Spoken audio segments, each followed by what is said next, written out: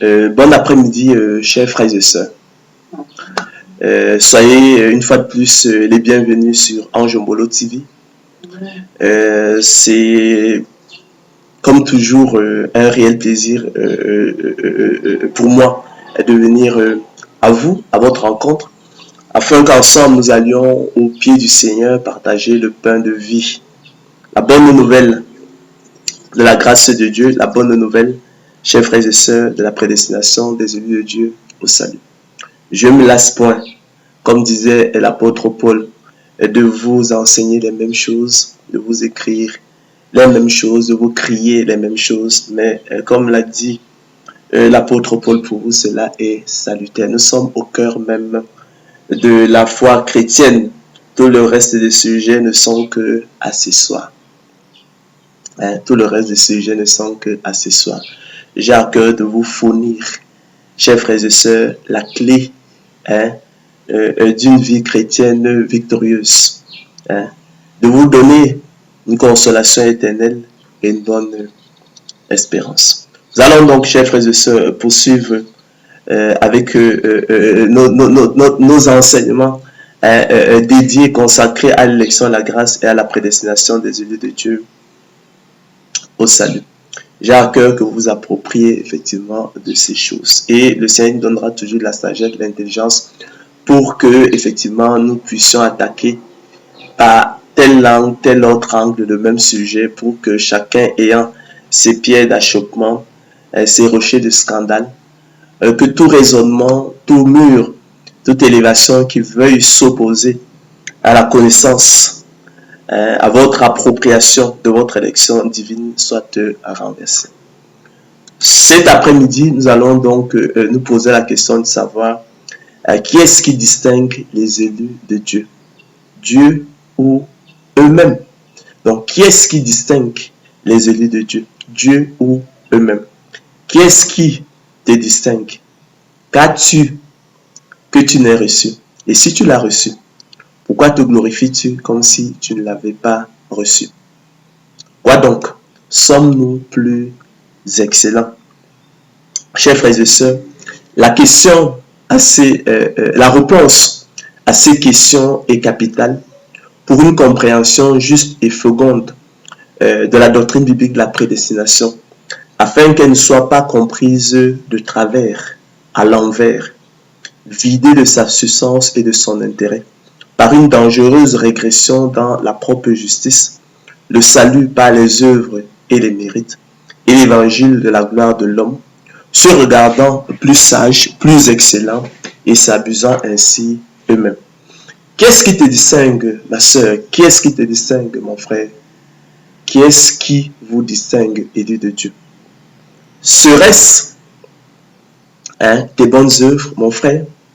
Ta propre justice, ma sœur, ton ascèse, ta piété, ta foi, ta volonté, tes efforts, ou encore quelques autres mérites personnels? Oui. Quelle réponse tu en donnes? Nullement. Car l'Écriture enseigne que dans leur mort spirituelle, inhérente au péché originel, tous les hommes, mais alors tous les hommes, sans exception, sont semblables, identiques au point de vue du péché et incurablement ennemis de Dieu, selon qu'il est écrit. L'homme animal ne reçoit pas les choses de l'Esprit de Dieu. L'homme animal n'accepte pas les choses de l'Esprit de Dieu.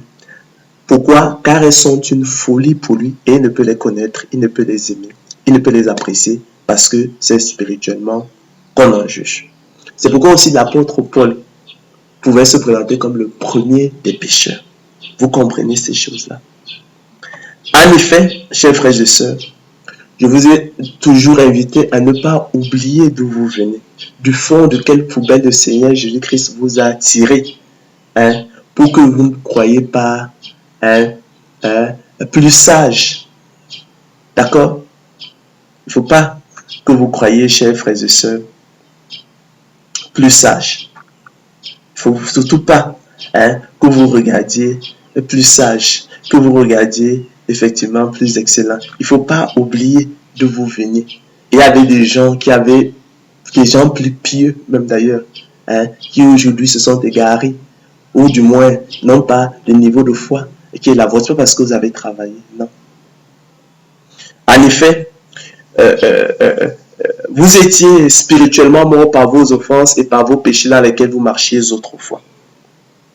Selon le train de ce monde, selon le prince, la puissance de l'esprit qui agit maintenant dans les fils de la rébellion. Nous tous aussi, nous étions de leur nombre. Et nous vivions autrefois.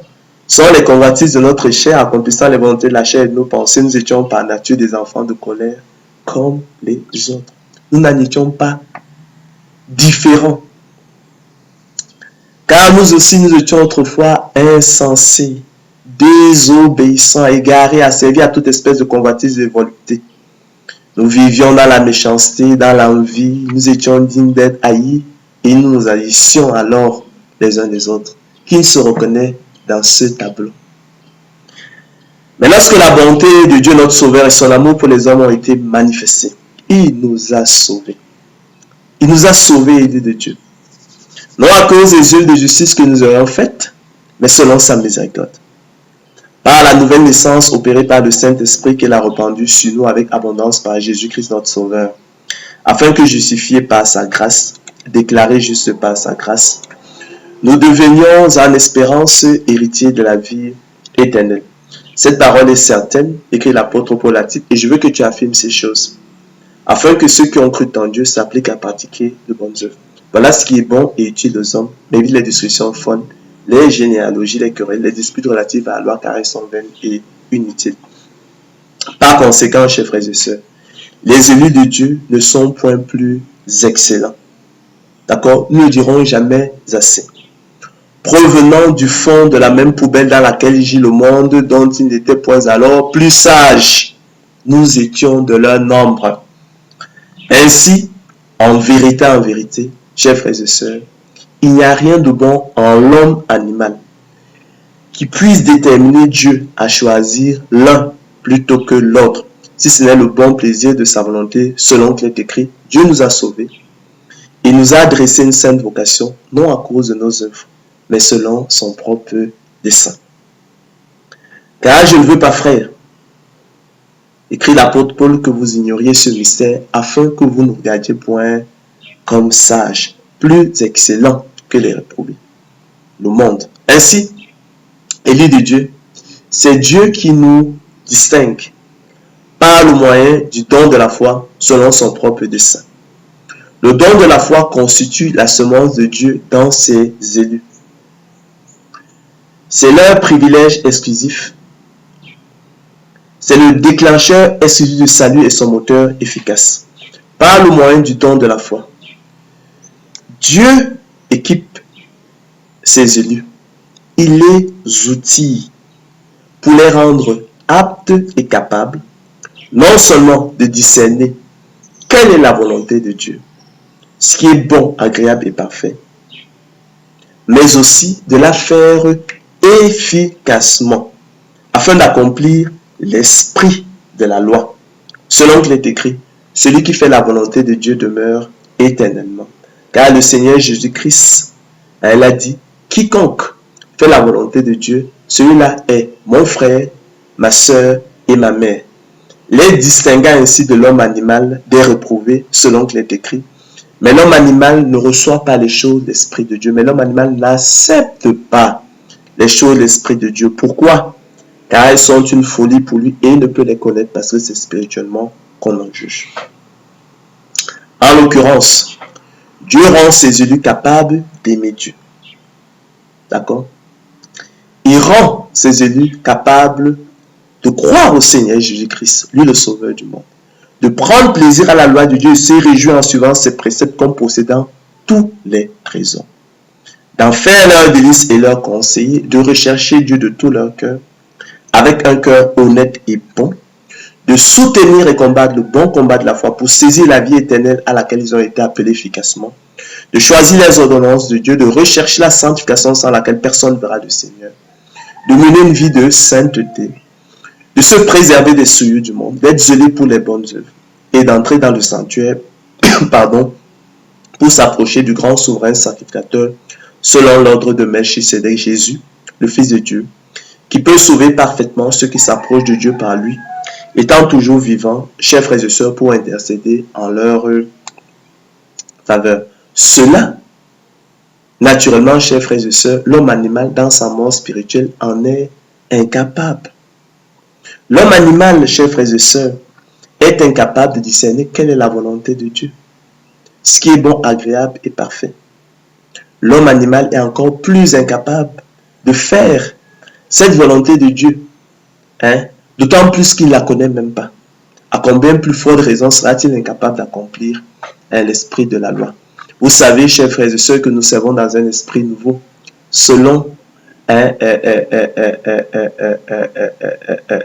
l'esprit de la loi, et non selon la lettre de la loi qui a veillé, car l'esprit de la loi tue, mais la lettre de la loi vivifie. D'accord? En sorte, nous changeons pour la grâce de Dieu en dissolution. Ainsi, chers frères et sœurs, regardant superficiellement, comme un observateur superficiel, donc regardant superficiellement, naïvement et à tort aux bonnes œuvres des élus et non aux précieux dons de la foi reçus qui les précèdent.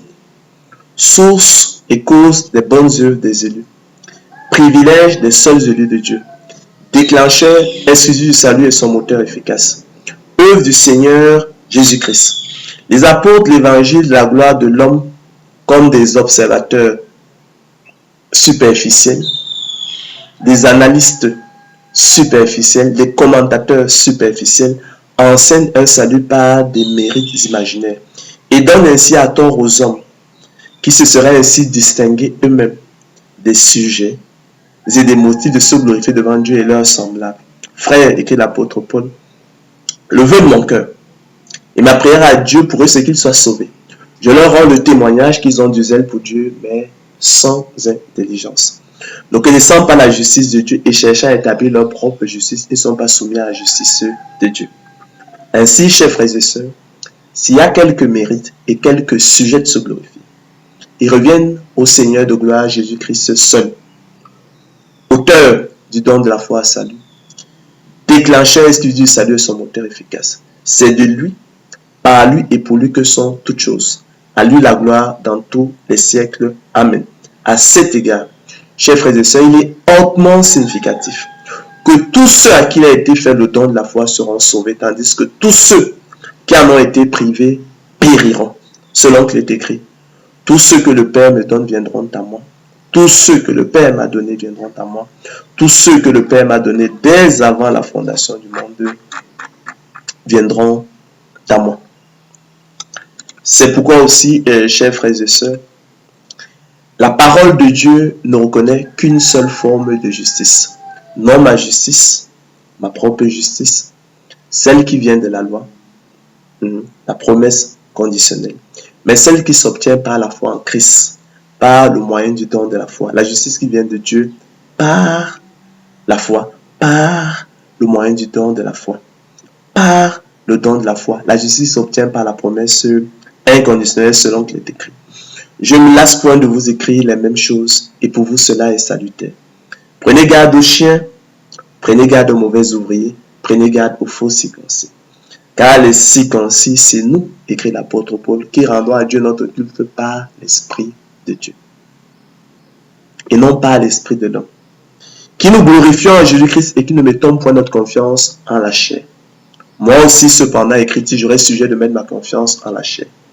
Si quelque autre croit pouvoir se confier à la chair, je le puis bien davantage.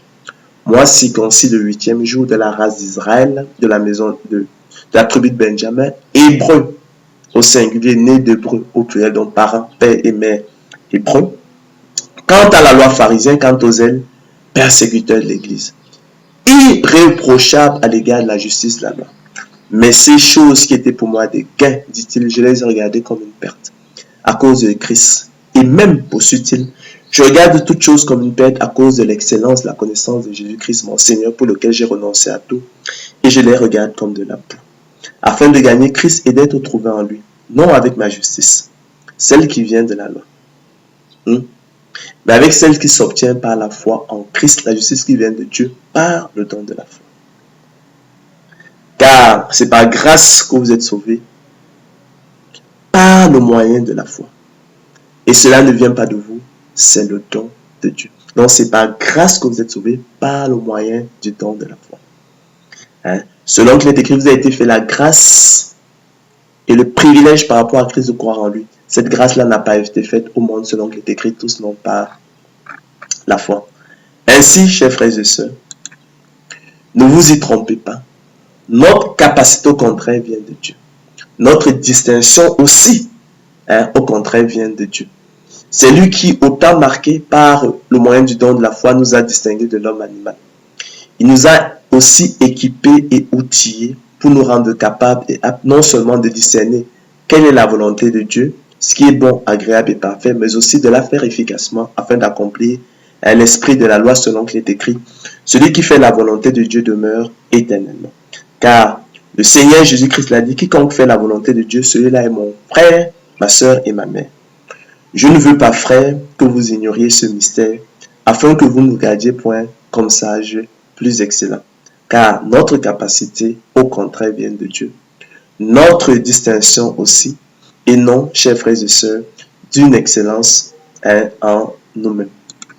Nous sommes donc, chers frères et sœurs, parvenus au thème de notre conférence. Au roi des siècles, immortel, invisible, seul Dieu, soit honneur et gloire au siècle des siècles. Amen.